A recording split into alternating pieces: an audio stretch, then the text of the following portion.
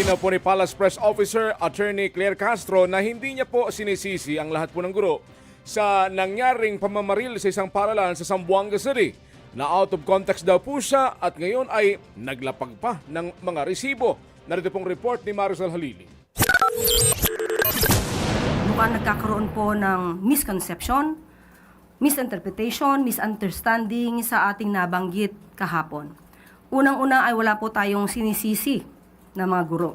Iyan ang paglilinaw ni Palace Press Officer Castro sa gitna ng pambabatikos sa kanyang pahayag hinggil sa pamamaril sa isang universidad sa Zamboanga.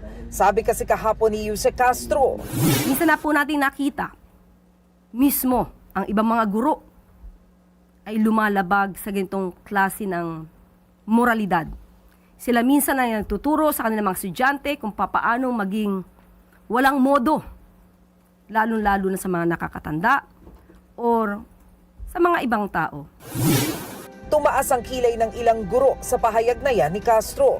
Panawagan ni House Deputy Leader at ACT Teachers Party List Representative Antonio Tino, dapat magsorry si Castro sa mga guro. Wala raw sa lugar ang paninisi sa mga guro para pagtakpan ang kabiguan ng administrasyon. Pambabatikos daw ito sa dedikasyon ng mga guro na sa kabila ng tambak na trabaho ay hindi sapat ang sahod at hindi rin sapat ang suportang nakukuha mula sa gobyerno. Giit ni Tino, huwag ibintang sa mga guro ang kakulangan ng gobyerno.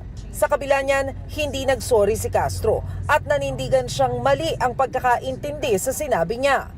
Isa rin daw guro ang kanyang ina, kaya hindi niya babastusin ang profesyong ito. Siguro po ang dapat na magbigay ng paumanhin ay yun ang bigay ng maling konteksto. Nauunawaan naman daw ni Castro kung bakit napareact ang mga guro, pero wag naman daw sanang masamain ang pagpapaalala niya. Totoo naman daw kasi na may ilang guro na lumabag sa pulisya. Naglapag pa nga ng resibo si Usec Castro. Ang halimbawa niya, ang nag-viral na pambabatikos ng ilang estudyante kay Pangulong Bongbong Marcos nung nagpunta ito sa Davao City. So siguro tanungin na lang po natin ang ACT Party or ACT Teachers Party List. Sa ganitong naipakita natin na nangyari na mga paglabag ng ibang mga guro, hindi po lahat hindi ko never kung sinabi na lahat. Ano po ba kaya ang nagawa nila para mas maiangat natin ang tamang kaugalian sa ating mga kabataan?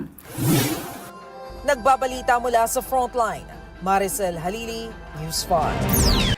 Mga kapatid, patuloy po kayong tumutok sa 105.9 at True FM para sa totoong balita, impormasyon, music and entertainment. Mag-subscribe po sa aming YouTube channel at podcast at sundan niyo po kami sa Facebook, Instagram, X at TikTok sa True Network PH. Bisitahin po ang aming website sa truefm.ph at panoorin din po kami sa True TV Channel 19. Kami ang 105.9 at True FM, laging true sa iyo, kapatid!